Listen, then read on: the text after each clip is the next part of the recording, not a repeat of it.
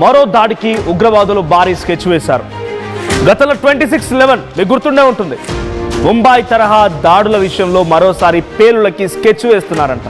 అయితే ప్రతిసారి జనవరి 26 మన రాజ్యాంగం అమలు చేసినటువంటి రోజున మనం రిపబ్లిక్ డేగా జరుపుకుంటూ ఉంటాం. ఆ రోజున ఏదో రకమైనటువంటి దాడికి ప్రతి సంవత్సరం యత్నిస్తూనే ఉంటారు.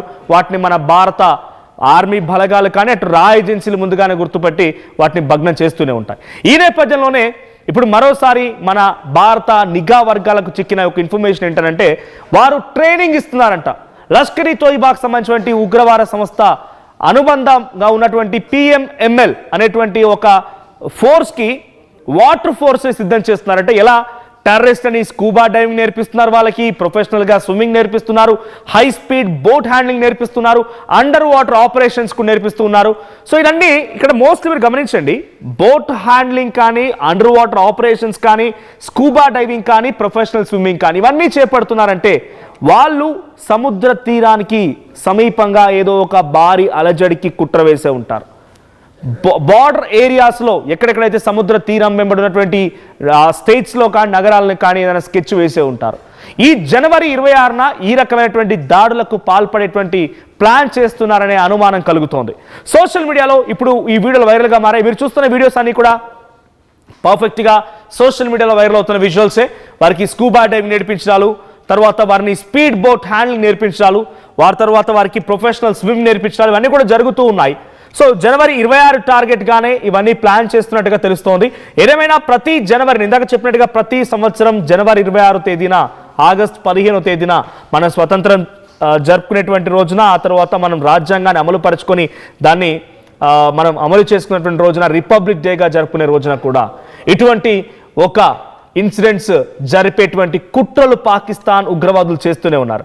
మొన్న మధ్య మీకు చెప్పుకొచ్చే ప్రయత్నం చేశాను. లష్కర్-ఇ తోయిబా అండ్ హిజాబుల్ ముజాహిదీన్, జైష్-ఇ-మహమ్మద్ ఈ మూడు ఉగ్రవాద సంస్థలు కూడా తమ తమ రాజకీయ అంటే ఆ ఉగ్రవాద వారసుల్ని రంగంలోకి దింపడం కోసం అన్ని రకాలుగా ఏర్పాట్లు చేస్తోంది. ఆ ఏర్పాట్లో భాగంగా చాలా వరకు వాళ్ళు తమ తమ వారసులు రంగంలోకి దింపేందుకు ప్రయత్నం చేస్తున్నారు.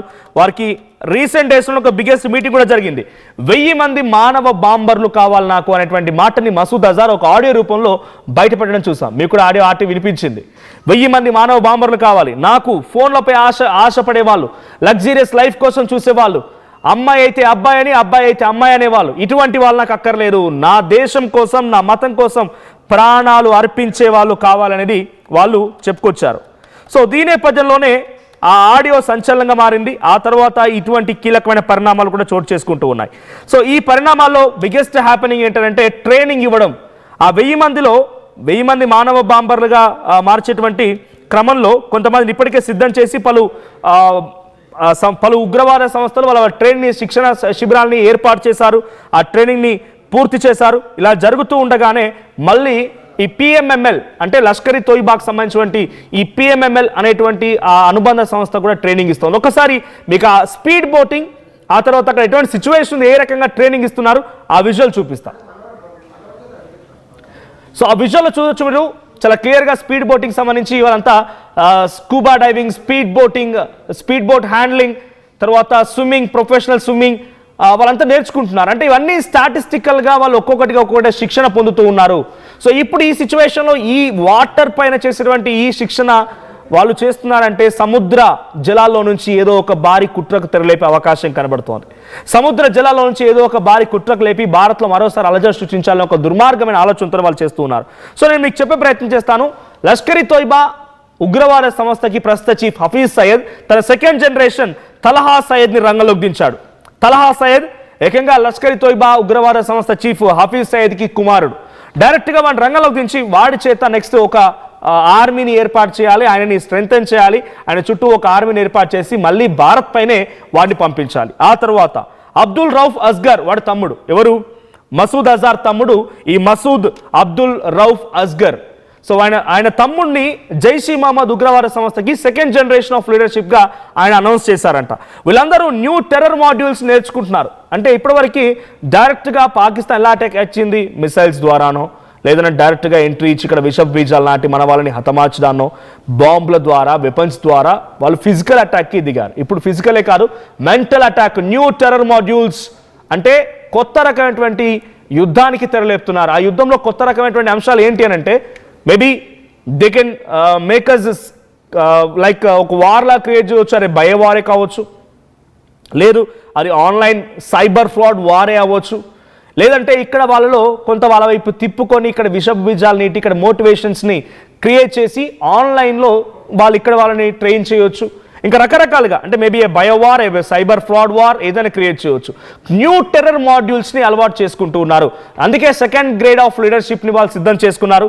దాంట్లో భాగంగానే లష్కర్ ఇ తోయిబాకి Talha Saeed, the son of Hafiz Saeed, founder of Lashkar e Taiba, and Masood Azhar తమ్ముడు మసూద్ అబ్దుల్ రౌఫ్ అజార్ ఆయన కూడా సిద్ధంగా ఉన్నాడు. సో వీళ్ళందరినీ సిద్ధం చేసుకొని భారత్ పైన ఏ రకంగా అయినా సరే ఇబ్బందికి గురి చేయాలి, భారత్ పైన మరింతగా కుట్రలకు తెరలేపే రకంగా శిక్షణ పొందుతున్నారు. మన గతంలో చూసాం ఆపరేషన్ సింధూర్ నేపథ్యంలో మనం ఎక్కడైతే మొదటి రోజున దాడి చేశామో టెర్రర్ క్యాంప్స్ పైన, ఆ terror క్యాంప్స్లో Lashkar e Taiba terror camp పూర్తిగా కుప్పకూలిపోయింది, జైష్ ఈ మహమ్మద్ టెర్రర్ క్యాంప్ కూడా పూర్తిగా కుప్పకూలిపోయింది. ఈ సిచ్యువేషన్లో ఆ టెర్రర్ క్యాంప్స్ కుప్పకూలిపోయిన తర్వాత అక్కడ ఎంతమంది అయితే మరణించారో ఆ మరణాలకు తగ్గట్టుగా ఒక్కొక్కరికి ఒక్కొక్క కోటి రూపాయలని మన భారత ప్రభుత్వం కూల్చేసినటువంటి ఆ కూల్చివేతల పైన పాకిస్తాన్ ప్రభుత్వం వాళ్ళకి డబ్బులు ఇచ్చింది, కూలిపోయినటువంటి కట్టడాలకు డబ్బులు ఇచ్చింది, చనిపోయినటువంటి ఉగ్రవాదులకు ఒక్కొక్కరు కోటి రూపాయలు చొప్పునిచ్చింది.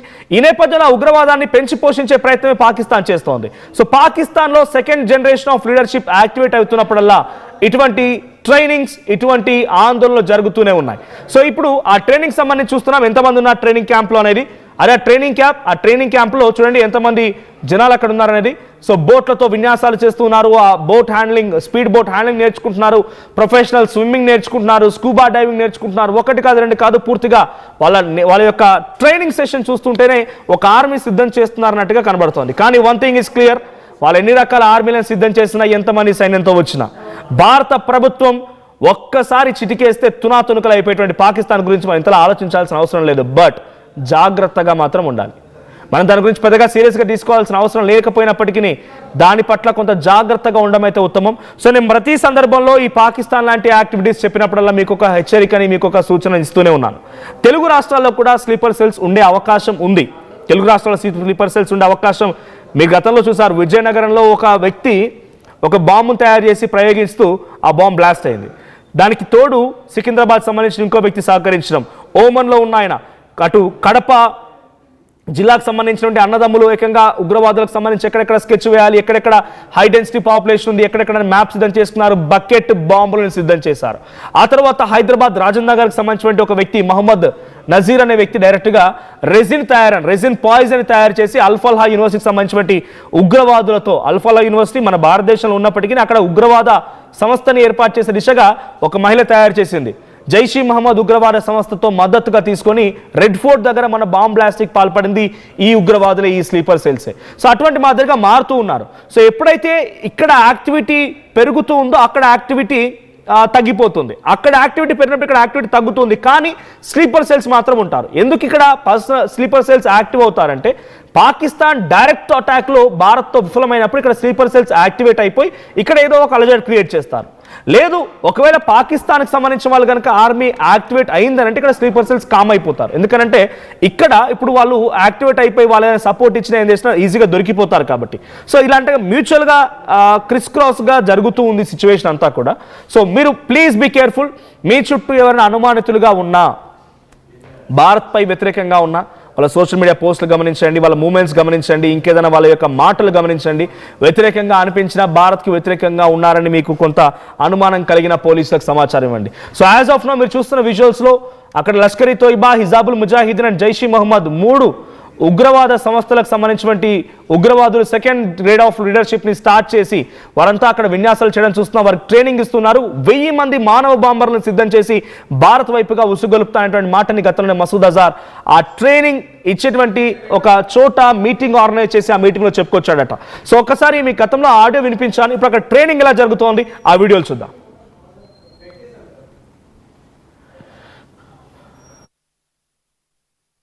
इस मजमे में अल्लाह के वो फिदाई मौजूद हैं जो रात के 3 बजे उठ के सिर्फ अल्लाह से शहादत मांगते हैं.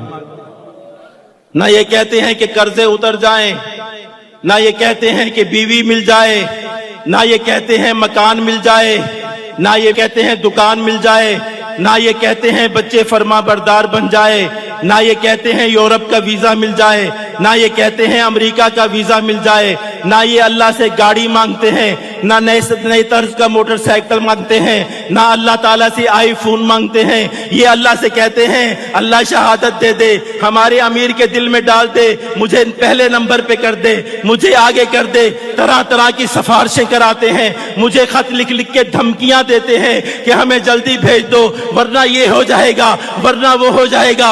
मुझे अल्लाह का वास्ता दे के कहते हैं हमें जल्दी आगे भेज दो, हमें जल्दी आगे भेज दो। मुझे रसूल के वास्ते दे के कहते हैं हमें जल्दी आगे भेज दो। मुझे मदीना शरीफ की दुआएं दे के कहते हैं अल्लाह ताला आपको मदीना दिखाए, मुझे जल्दी आगे भेज दो। कभी क्या तरीका इख्तियार करते हैं, कभी क्या तरीका इख्तियार करते हैं। रब से मुलाकात का इनको इतना शौक है, इतना शौक है। ये एक नहीं है, ये दो नहीं है, ये 100 नहीं है, ये 300 नहीं है, ये 1000 नहीं है। तादाद बता दूं तो कल दुनिया के मीडिया पर शोर मच जाएगा। ये चलेंगे इंशाअल्लाह, ये जाएंगे इंशाअल्लाह, इनका रब इनको कबूल करेगा इंशाअल्लाह। इसलिए कि हम ఎవరైతే అమెరికా వీసాలు కోరుకోరో, ఎవరైతే లగ్జరియస్ లైఫ్ కోరుకోరో, ఎవరైతే లగ్జరియస్ కార్లు కోరుకోరో, లగ్జరియస్ జీవితాన్ని కోరుకోరో, ఫోన్లు కోరుకోరో, లగ్జరియస్ గా ఉండేటువంటి వస్తువులను కోరుకోరో, కేవలం మతం గురించి ఆలోచిస్తారో అటువంటి యువకులు నాకు కావాలి. 1000 మందికి పైగా యువకులు సిద్ధం చేస్తాను, వారందరినీ ప్రపంచం మీద నా మతం అంటే ఏం చూపిస్తాను, నేనంటే ఏంటో చూపిస్తాను రకంగా మాట్లాడుతూ ఒక ఆడియోని వైరల్ అయిపోయింది ఇప్పుడు. సో దీని ప్రకారంగా వాళ్ళు సిద్ధం చేస్తున్నారనడానికి నిదర్శనమే నా పక్కన మీకు కనబడుతున్న విజువల్స్. సో ఈ విజువల్స్ చూడండి, ఎటువంటి ట్రైనింగ్ జరుగుతుంది, ఎటువంటి శిక్షణ జరుగుతుంది వాళ్ళకనేది. ఇవన్నీ శిక్షణలో వాళ్ళ ఉద్దేశం కేవలం భారత్ని టార్గెట్ చేయడం కోసం మాత్రమే. వాళ్ళు ఎన్ని స్విమ్మింగ్ ట్రైనింగ్లు ఇచ్చినా, వాళ్ళు ఎన్ని రకాల ఇబ్బందులు గురి చేసినా, ఎన్ని రకాలుగా వాళ్ళు ట్రైనింగ్ ఇచ్చి వాళ్ళందరినీ ఉసుగొలిపినా, నా భారత ఆర్మీ ఒక్క సైనికుడితో సమానం. ఒక్క సైనికుడు ఆ భారత్ని తునాతునకలు చేయగలుగుతాడు. గతంలో మనం చూసాం, గతంలో పహల్గాం దాడి కంటే మునుపు జరిగినటువంటి 2019 పుల్వామా అటాక్ తర్వాత మన భారత ఆర్మీ ఎయిర్ క్రాఫ్ట్లతో పాకిస్తాన్ ఎలా తునాతునకలు చేస్తుందో చూసాం. ఆ సందర్భంలో ఒక సైనికుడు అభిమన్యు అక్కడ చిక్కుకుంటే ఒక్క సైనికుడు పాకిస్తాన్ మొత్తాన్ని వణికించగలిగాడు. ఎంత ఆయనని చిత్రహింసలకు గురి చేసినా, ఎన్ని రకాలుగా ఇబ్బందులు గురి చేసినా, ప్రాణాలు తీస్తామని హెచ్చరించిన భారత సైనికుడు నోరు విప్పలేదు. ఒకే ఒక్క సైనికుడు తన రొమ్ము విరిచి నిలబడితే పాకిస్తాన్ మొత్తం అట్టుడికిపోయింది. ఆ తర్వాత పాకిస్తానే స్వయంగా వచ్చి మళ్ళీ భారత్కు అప్పగించింది. అటువంటి ధైర్యశాలి మన భారత సైనికులు. వాళ్ళు ఎన్ని రకాలుగా పిచ్చి వేషాలు వేసినా, ఎన్ని రకాలుగా కుట్రలు చేసినా, కుతంత్రాలు చేసినా భారత ఆర్మీ వెనక్కి తగ్గరు. మన వీరనారులు గతంలో చూసాం ఆపరేషన్ సింధూర్లో ఏం జరిగింది. ఒక వ్యోమికా సింగ్ అద్భుతమైనటువంటి ప్రదర్శన చూపించగలిగారు. సో వీళ్ళందరూ కూడా భారత ఆర్మీ, భారత వాయుసేన, భారత నేవీ 3 కూడా ఎప్పటికప్పుడు సిద్ధంగా ఉన్నాయి. మన ఉపేంద్ర ద్వివేది కూడా చెప్పుకొస్తూ భారత ఆర్మీ చీఫ్గా ఏ క్షణమైనా మళ్ళీ పాకిస్తాన్ పై విరుచుకుపడతాం, చీమ చిట్టుకు అనిపించిన అని చెప్తున్నారు. మీరు ఇటువంటి కుట్రలు ఎన్ని చేసినా ఆ రకంగా జరగబోతోంది. But please be careful. మనం జాగ్రత్తగా ఉండాల్సిన అవసరం కూడా ఉంది. స్లీపర్ సెల్స్ లాంటి వాళ్ళని పని పట్టండి, వాళ్ళని పసిగట్టండి. ఇటువంటి వాళ్ళ యొక్క మూమెంట్స్ని వాళ్ళు డెఫినెట్గా తెలుసుకొని ఉంటారు. వాళ్ళకి సంబంధించి కొంత ఇన్ఫర్మేషన్ కూడా ఉంటుంది. వాళ్ళ ద్వారా ఇన్ఫర్మేషన్ మనం తెలుసుకోవచ్చు. మన రా ఏజెన్సీలు కూడా ఉన్నాయి, రా ఏజెన్సీ కూడా బయట వాళ్ళ పని వాళ్ళు చేస్తూ ఉన్నారు. ఇటువంటి వాటిని ఎలా పసిగట్టాలి, ఎలా దీన్ని క్యాప్చర్ చేయాలి, ఎలా ట్యాకిల్ చేయాలి రకంగా అంతా సంసిద్ధంగా ఉంది. బట్ వాళ్ళు చేసే శిక్షణకు సంబంధించి మనం చూస్తూ ఉన్నాం. ఈ స్థాయిలో ఉగ్రవాదాన్ని శిక్షణ జరిపి వారిని భారత్ వైపుగా ఉసుగొలుపుతున్నారంటే పాకిస్తాన్ మరోసారి ఎటువంటి భారత్ కుట్రలకు తెరలేపిందో అర్థమవుతోంది. సో దానికి సంబంధించి జనవరి 26న అతి త్వరలోనే ఉంది, మరొక 5-6 రోజుల్లోనే ఇటువంటి ఒక భారీ కుట్రకు పాకిస్తాన్ తెరలేపినటువంటి విషయాన్ని నిఘా సంస్థలు అంచనా వేస్తున్నాయి. కాబట్టి దానికి అనుగుణంగా దాన్ని ట్యాకిల్ చేసే విషయంలో మన భారత సైన్యం ఎటువంటి విషయాన్ని, ఎటువంటి ఫీట్స్ని చేస్తే, ఎటువంటి ఆపరేషన్ చేపడుతుందో చూడాలి.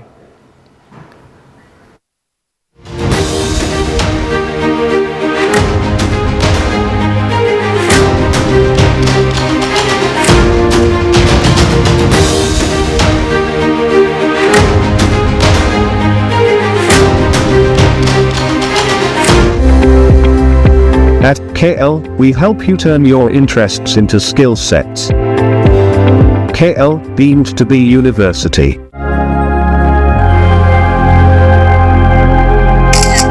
ఖుషి, ఫంక్షన్ కి టైం అవుతోంది, త్వరగా. వస్తున్నా అక్క.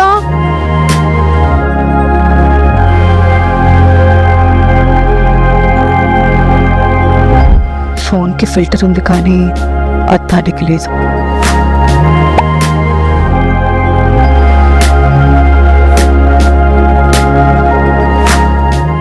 ప్రతి సమస్యకు ఒక పరిష్కారం ఉంటుంది.